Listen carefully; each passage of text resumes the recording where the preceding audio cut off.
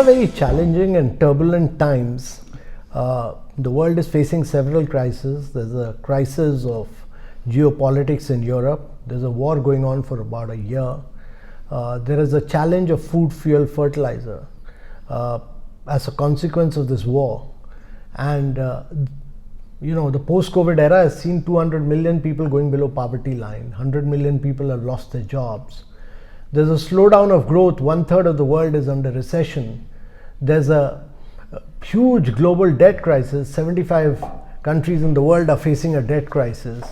And in addition to this, there's a crisis of climate action and climate mitigation. And in the midst of all this, India assumes leadership.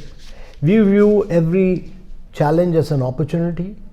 The Prime Minister has said that India's presidency will be very inclusive, decisive, action-oriented, and therefore we will try and make the best opportunity to build an international consensus around inclusive and sustainable growth, around accelerating the pace of SDG implementation, around digital transformation, around multilateral reforms and food, fuel and fertilizer, and definitely around climate action and climate finance, and the Prime Minister's program of LIFE, which is Lifestyle for Sustainability and Women-led Development. All these are our key priorities.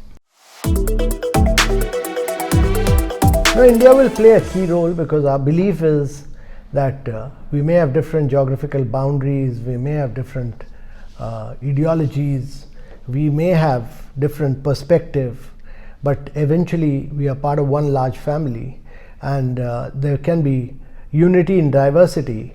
We all come from the same cosmos, we are from the same cosmic web, and therefore we need to work together.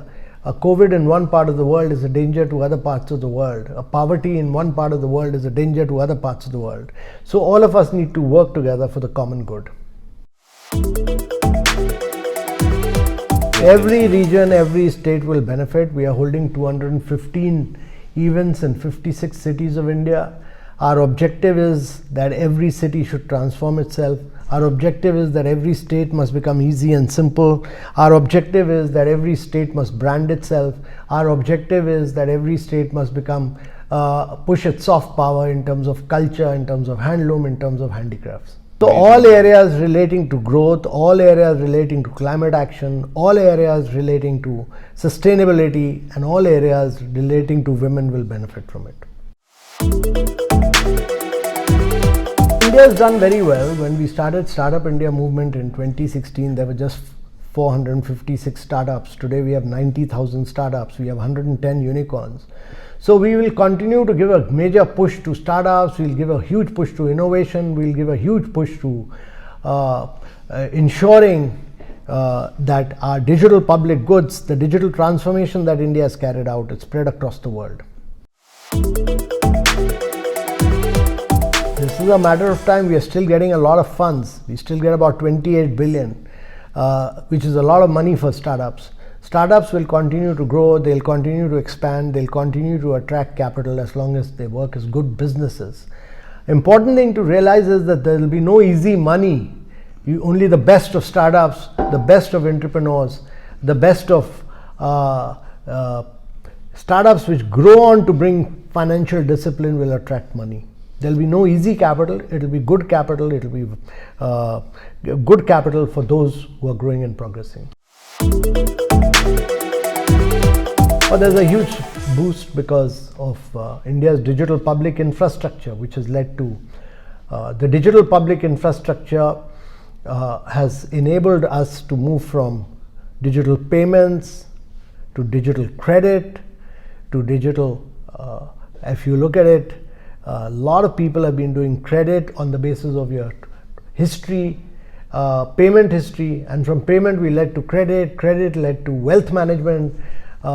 In credit you had companies like MobiKwik, Lending Card, Pine Labs, and from there when you move on you have wealth management. So you had companies like Zerodha, etc., which did a lot of work around stock markets, and then you have another set of companies like Digit and Acko, which have allowed the insurance market to grow. So you have number of unicorn companies which have done very well because of the digital public infrastructure that India has built up. Yeah, as we go along, what we've done with Singapore, we'll do with many other countries, and eventually our objective is, like India has grown and prospered on the back of unified public interface, that we build the railway track on which private sector is innovated. We will see many other countries working with India. We are willing to not only support them on UPI, but we are willing to support them on CoWIN, we are willing to support them on DigiLocker. So India is the 5th largest growing economy in the world. We'll go on to become the 3rd largest economy in the world. And important thing is that India during the COVID period has carried out a lot of reforms. It has carried out GST, it's brought in IBC, it has brought in RERA, it has redefined the definition of MSMEs, and all these reforms are pending for a very long time. So these reforms will actually stand India in good stead. Especially the digitization of the Indian economy will benefit Indian economy over a long period of time, for a long range, and will help India to leapfrog technologically.